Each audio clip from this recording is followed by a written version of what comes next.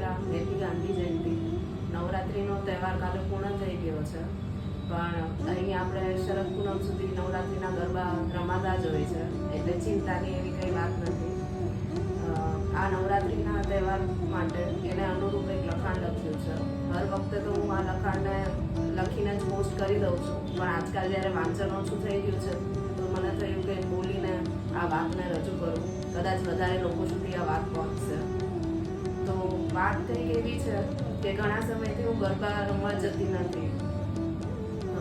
ખાસ બીજું કોઈ કારણ નથી, બસ એ જ છે કે ગરબા રમતા મને આવડતું નથી, અને હર વખતે એક પ્રયત્ન સાથે ગરબા રમવા માટે જાઉં, પણ એક બે લોકોના ધક્કાઓ વાગે એટલે નિરાશ અને હતાશ થઈ અને ઘરે પાછી ફરી જાઉં.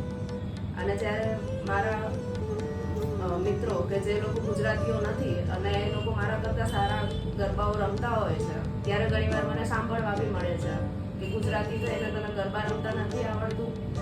બહુ શરમની વાત છે નહીં? અને શરમની વાત તો છે, કેમ કે આપણે જીવનમાં એટલા ગુંથાઈ ગયા છીએ કે આપણી પરંપરાઓ અને તહેવારોથી દૂર જતા જઈએ છીએ. પણ હકીકતની વાત કહું તો જ્યારે હું સ્કૂલમાં હતી એ સમયે ત્યાં પારંપરિક રીત મુજબ અને પારંપરિક સંગીત સાથે ગરબાઓ ગવાતા. મારા શિક્ષકો 1 મહિના સાથે પૂર્ણ તૈયારી સાથે અમને એ માટેની તૈયારીઓ કરાવતા અને હું ઉત્સાહભેર ભાગ બી લેતી એમાં. પણ હવે એ વાતાવરણ ક્યાંય જોવા જ મળતું નથી. આજે નવરાત્રિ ફક્ત એક ઘોંઘાટ અને શોર જેવી લાગવા લાગી છે, અને ના રમવા જવાનું સાચું કારણ મેં આ વાત નીચે દબાવી દીધું કે મને ગરબા રમતા આવડતું નથી. પણ આ વખતે સંજોગોવશાત હું આ વર્ષે એક જગ્યાએ ગરબી રમવા માટે ગઈ. ના કે આજની ડિસ્કો દાંડિયાની ગરબી, પણ રીત રિવાજ મુજબ પારંપરિક રીતે ઉજવાતી અને આપણા વારસાને જાળવી રાખે એ પ્રકારની ગરબી.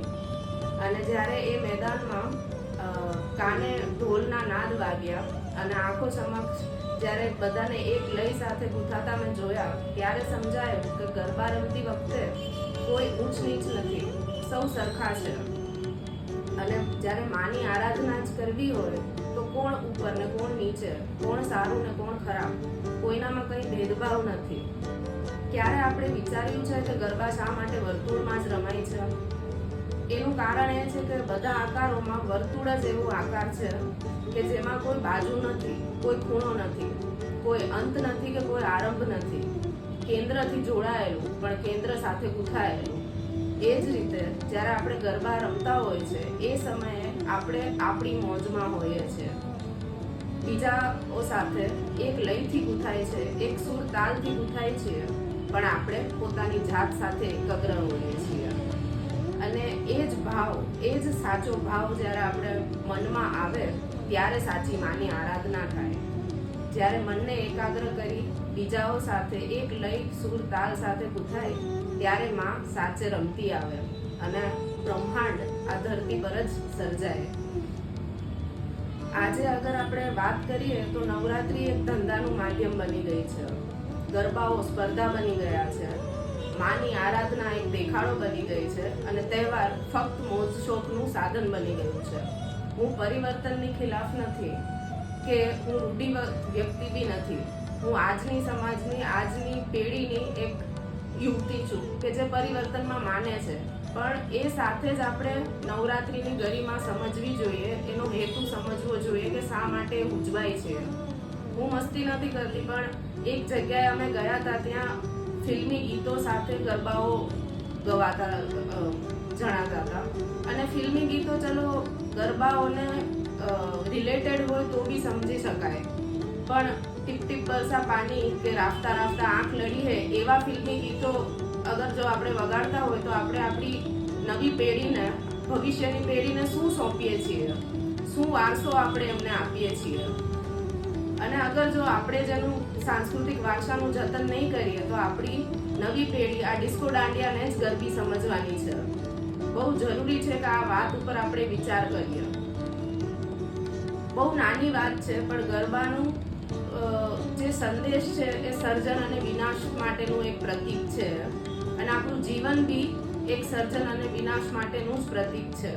જેમ ગરબામાં કોઈ અંત આરંભ નથી, એ જ રીતે જીવનમાં બી જન્મ અને મૃત્યુનું કંઈ મૂલ્ય નથી.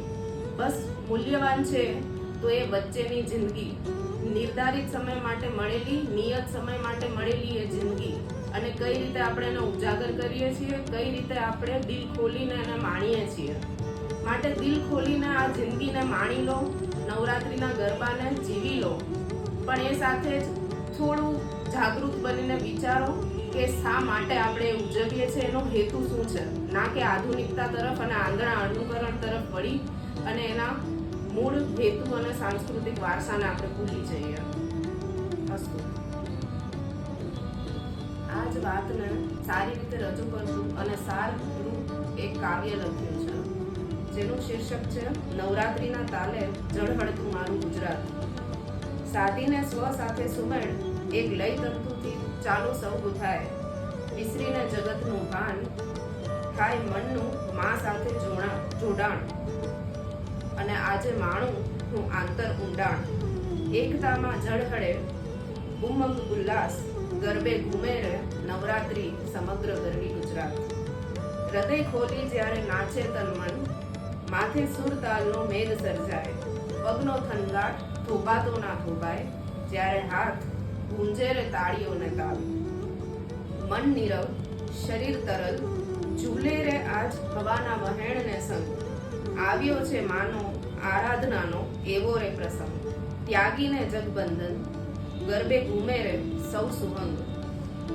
માન પૂછે કોઈને ભક્તિ રીત કે ભક્તિ કાજ, જુએ તો જુએ બસ આંતરભાવ, રાખીને મન હૃદય તારું સાફ, બસ જવાય છે માને માર્ગ. એ જ ઉન્નતિનો આપણો સાચો પ્રારંભ. પરિઘના ક્રમમાં પરિક્રમા કરતા સૌ, ઘૂમતા માને શરણે એક દિશામાં.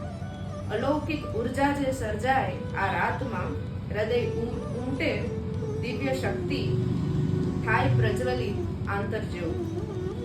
રાત સોળે કળાએ ખીલતી અવિરત, કરી પ્રવેગીય ગતિ, શીતલ સરદ તરફ પ્રયાણ. ઘડિયાળના કાંટાઓ બી ભૂલે જ્યારે એની ગતિ, અને સમય બી ભૂલે એનું ભાન.